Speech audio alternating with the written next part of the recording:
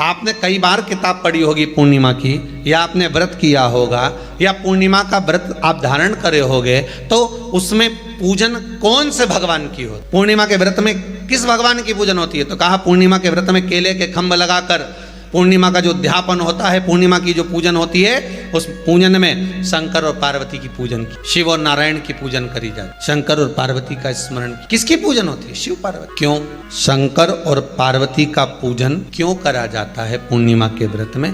क्योंकि शिव और माता पार्वती ही केवल एक ऐसे हैं जिन्होंने अपूर्ण लक्ष्मी को भी पूर्ण बना दिया। किसको पूर्ण बनाया है? लक्ष्मी। शरद पूर्णिमा के दिन अगर आप शंकर भगवान को एक लोटा पानी अगर शिव को समर्पित कर रहे हो, श्वेत पुष्प को रख कर शंकर जी के ऊपर सफेद फूल को चढ़ाकर अगर एक लोटा जल भी, एक पात्र जल भी शंकर को समर्पित कर रहे हो, तो ये लक्ष्मी के लिए ही तो कर रहे हो। और कौन सी लक्ष्मी? पूर्ण लक्ष्मी। पूर्ण लक्ष्मी।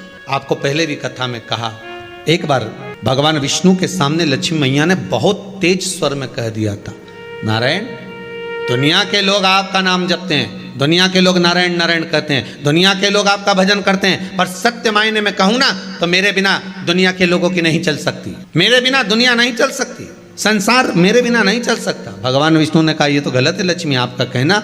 एक दिन लक्ष्मी को अहंकार आ गया, अहंकार के संबोधन जब माता लक्ष्मी करने लगी तो भगवान उसी समय पर भगवान विष्णु को क्रोध आ गया और भगवान विष्णु ने कह दिया, लक्ष्मी तू इतनी बड़ी बड़ी बात कहती है कि तेरे बिना नहीं रह सकती संसार। मैं तुझे कहता हूं लक्ष्मी तू अपूर्ण है, तू अपूर्ण है, तू पूर्ण कब हो गई? तेरी पूर्णता कहाँ हो गई? लक्ष्मी की आंख से आंसू बहने लगे, आज आपने मुझे अपूर्ण, आपको मालूम है आप मुझे अपूर्ण कह रहे हो? आपको ये ज्ञात हो रहा है आप मुझे अपूर्ण कह रहे हो? भगवान कहते हैं हाँ लक्ष्मी मैंने तुझे अपूर्ण कहा। अपूर्णता का मतलब आप जानते हो ना? भगवान कहते हैं लक्ष्मी मैं सब जानता हूँ। लक्ष्मी रोती हुई माता सरस्वती के पास पहुंच गई। सरस्वती ने पूछा क्या बात है लक्ष्मी, क्यों रो रही हो? लक्ष्मी जी ने कहा क्या बताऊं सखी, मेरे पति ने आज मुझे अपूर्ण कह दिया है। तो क्यों रो रही है तू? अपूर्ण अगर कह दिया, पति ने ही तो कहा है ना, तो क्यों रोना? चल मेरे साथ। और सरस्वती मैया माता लक्ष्मी को लेकर सीधे पहुंच गई माता पार्वती के यहाँ। पार्वती के यहाँ जब पहुंची है, माता पार्वती ने लक्ष्मी जी को देखा और सरस्वती को देखा तो पूछा कि बात क्या है, क्या हो गया ऐसा, क्या हुआ, क्या है ऐसा जो तुम दोनों आज मेरे पास में आई? क्या हुआ? पार्वती जी कुछ बोलती, शिव जी का ध्यान माता सरस्वती की ओर और लक्ष्मी की ओर गया और भगवान शंकर जान गए कि आज भगवान नारायण ने लक्ष्मी जी को अपूर्ण कहा है। अब देखें माता पार्वती क्या कर, इसको पूर्ण बनाने के लिए करेगी क्या? क्या हुआ? माता सरस्वती जी बोली लक्ष्मी को अपूर्ण कह दिया। अपूर्ण कह दिया? हाँ, तो क्या सोचना उसके लिए, इसको मैं अभी पूर्ण बना देती हूँ। माता जगत जननी पार्वती ने गोदी में विराजमान गणेश जी को उठाया और उठाकर लक्ष्मी जी की गोद में दे दिया।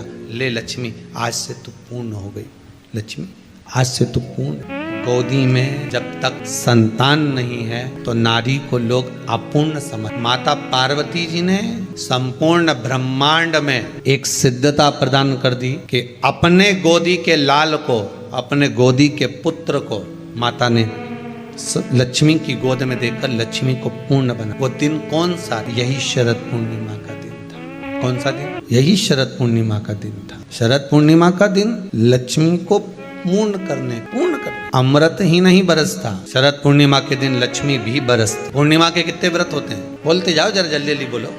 पूर्णिमा के नारियों को, स्त्रियों को अखंड सौभाग्य के लिए जो नारी वैधव्य नहीं होना चाहती है उस नारी को पूर्णिमा के कितने व्रत करना चाहिए? जिस नारी के यहाँ संतान नहीं हो, औलाद नहीं हो, उसको पूर्णिमा के कितने व्रत करना चाहिए? जिस नारी का पुत्र पति बहुत बीमारी से ग्रसित हो, लग रहा हो कि ये मेरा बेटा बहुत बड़ी बीमारी में घिरा हुआ है, तो नारी को कितने व्रत करना चाहिए? स्वयं भगवान कृष्ण ने माता यशोदा को द्वापर में भी बताया है कि पूर्णिमा के 32 व्रत होते। कितने व्रत होते हैं? 32। अब आपको किसी ने बता दिया होगा कि 8 कर लो, 7 कर लो, 6 कर लो, 12 कर लो, इसलिए आपने बोला कि 12 कर लीजिए, 32 कर लीजिए। अरे भाई कितना सुंदर संवाद लिखा है। अगर किसी माता का पुत्र मान लो किसी नशे में डूबा हुआ है, कोई नशा कर रहा है और गलत नशा है, आपको लग रहा है कि ये नशे में डूबा हुआ है, आपको लग रहा है कि ये गलत जगह पर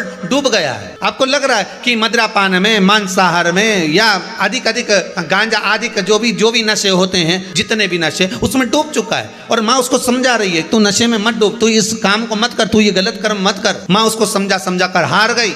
तो मेरा माताओं से निवेदन है, आप उसको समझाना बंद कर दो, एक काम करना प्रारंभ कर दीजिए। हमें जो शिव महापुराण के माध्यम से शास्त्र कह रहा है कि आप 32 पूर्णिमा के व्रत प्रारंभ, उसमें करना क्या है, आप केवल जिस दिन व्रत रहे रात्रि के समय पर कोई भी मीठा कुछ भी सामग्री आप चंद्र की रोशनी में, चंद्र को अर्घ देने के बाद, पूजन करने के बाद उसको रखो, और वही सामग्री जो नशा कर रहा है उसको पूर्णिमा के दूसरे दिन उसको खिलाओ। आप धीरे धीरे खिलाना चालू करेंगे, जिस नशे में वो डूबा हुआ है उस नशे से वो छूटना प्रारंभ हो जाएगा। 2 पूर्णिमा व्रत करके तो देखो, तीसरे में तुम्हें जरूरत ही नहीं, धीरे धीरे आप वो छूटना प्रारंभ हो जाए। अगर नारी अपने पुत्र और अपने पति के लिए, उसकी उम्र की वृद्धि के लिए, रोग मुक्ति के लिए, विश्व के ताप को कम करने वाले चंद्रदेव की आराधना पूर्णिमा के व्रत को धारण करती है, तो नारी उस व्रत के प्रभाव से अपने पुत्र और पति की बीमारी को, रोग को